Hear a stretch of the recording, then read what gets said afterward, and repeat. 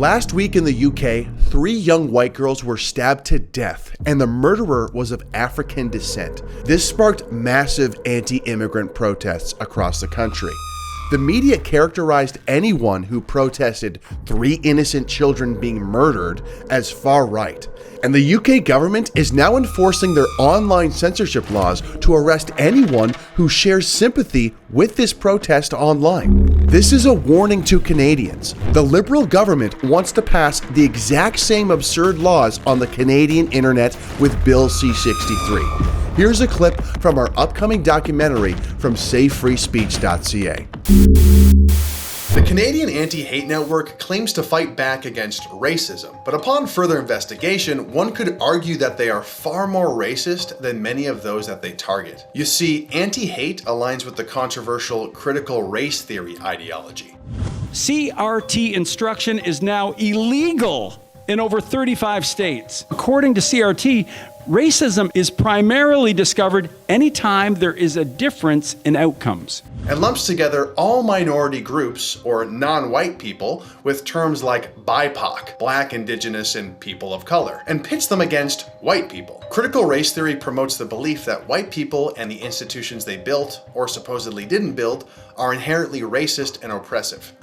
With CRT, the labels of oppressor and oppressed are applied according to racial status. Specifically, whites are the oppressors and everybody else is oppressed. This is just scratching the surface of the toxic ideas within critical race theory that the Canadian Anti-Hate Network promotes and defends. The term critical race theory, or CRT, has been replaced. If you hear anti-racism instruction, it is critical race theory. The Canadian Anti-Hate Network is launching a whole education program. We'll work with schools to carry out anti-hate workshops. We are already doing these workshops. Their worldview is not only insulting to minorities who do not subscribe to this victim narrative, but it also discriminates against white people as a whole. To our knowledge, anti-hate has never reported a single instance of racism or hate being targeted toward white people, even though there are many examples of this.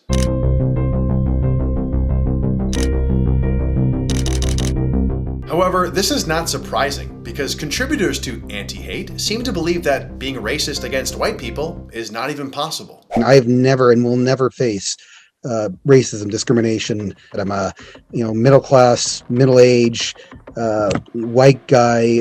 Whether you're a middle-aged white guy like me who's never experienced racism and never will, white guy like me who's never experienced racism and never will. The Caucasian man must be killed with the sword. Fuck white people, bro. They bad as fuck, bro. They beating up every white person. He white. Beat his shit. We focus on the far right. Fucking slavery. Middle-aged white guy like me who's never experienced racism and never will.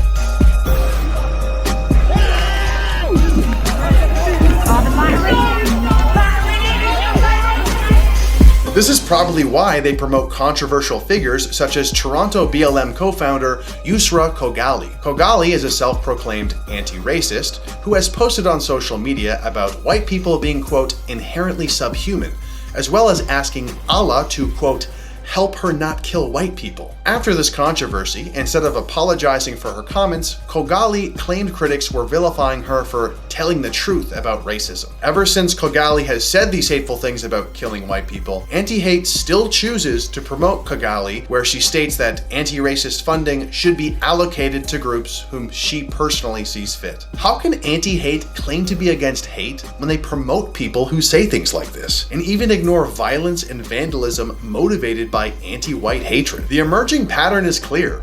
The Canadian Anti-Hate Network will encourage and/or ignore hate against Canadian citizens who disagree or don't subscribe to the radical ideas of critical race theory.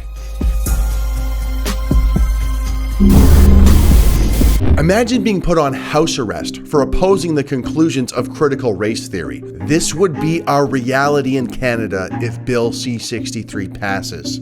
It's already happening in the UK, where violent criminals who commit rape are being let out on bail and given a slap on the wrist, while people who complain about these horrific acts on the internet get sent to jail.